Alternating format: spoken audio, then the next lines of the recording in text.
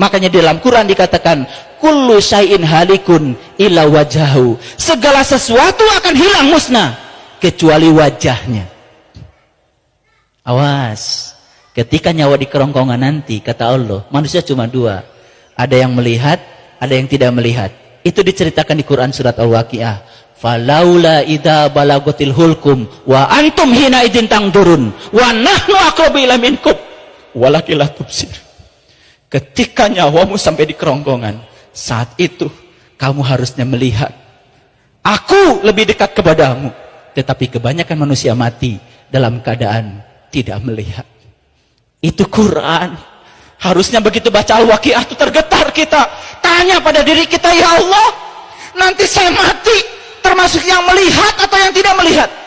Kalau saya termasuk yang melihat, dengan mata mana saya melihat? Dan apa yang harus saya lihat? Kalau saya tidak melihat, amalan apa yang menyebabkan saya tidak melihat? Ya Allah, tolonglah saya sekarang. Berilah syafaat sekarang, ya Allah. Syafaat itu bukan nanti, Bu, Pak. Syafaat itu sekarang. Makanya rajin-rajin baca sholawat biar dapat syafaat. Apa syafaatnya? Bisa bertemu dengan orang yang mewarisi ilmunya Nabi sekarang, bukan nanti. Makanya kita baca sholawat. Salatullah salamullah ala toha rasulillah. Salatullah salamullah ala yasin habibillah. Sering baca sholawat tapi nggak ngerti. Kita ini ingin ketemu apa? Ingin ketemu Toha. Siapa? Rasulillah yang menyambungkan kita dengan Allah. Ingin bertemu dengan Yasin. Supaya apa? Supaya kita dicintai Allah. Jadi siapa Toha itu? Siapa Yasin itu? Gurunya Gus Dur, namanya Kiai Haderani. Kiai Haderani, orang Banjar beliau, almarhum, mengatakan Yasin itu artinya wahai Sin. Maka Sin itu gerginya 3. Gergi yang pertama menyatakan Nurullah, gergi yang kedua menyatakan Nur Muhammad, gergi yang ketiga menyatakan Nur Insani. Nurullah, Nur Muhammad, Nur Insani, gumulung manunggal, itu yang disebut dengan ruhku. Itu yang ditiupkan Allah pertama kali ke dalam diri kita. Itu yang harus kita tahu dalam hidup kita sebelum kita mati. Makanya yang kenal dirinya akan kenal Tuhannya. Siapa yang terbuka mata kalbunya di dunia akan terbuka di akhirat. Siapa yang tidak terbuka di dunia tidak akan terbuka di akhirat.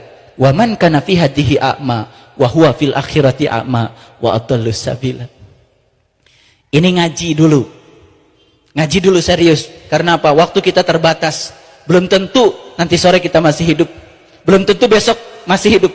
Makanya bahagia tidak usah menunggu besok. Saya akan bahagia kalau anak saya sudah diwisuda. Belum tentu usia kita sampai anak kita diwisuda. Saya akan bahagia kalau rumah saya sudah bagus. Belum tentu kita punya umur sampai rumah kita bagus. Setuju? Nanti kalau suami saya sudah baik lagi sama saya akan bahagia. Belum tentu umur kita sampai suami kita baik lagi. Bahagia, putuskan sekarang. Tidak usah bergantung pada siapapun. Aku begini, bukan karena kamu begitu. Jadikan diri sendiri, jangan bergantung pada siapapun. Bahagia adalah keputusan kita. Bahagia adalah pilihan kita. Tidak usah menunggu, tidak usah menunggu.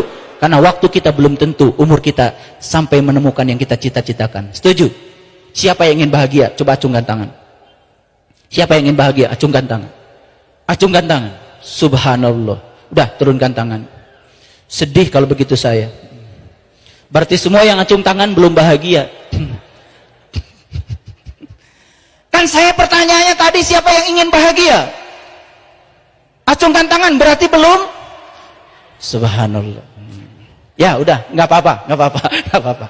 Ini pertanyaan jebakan.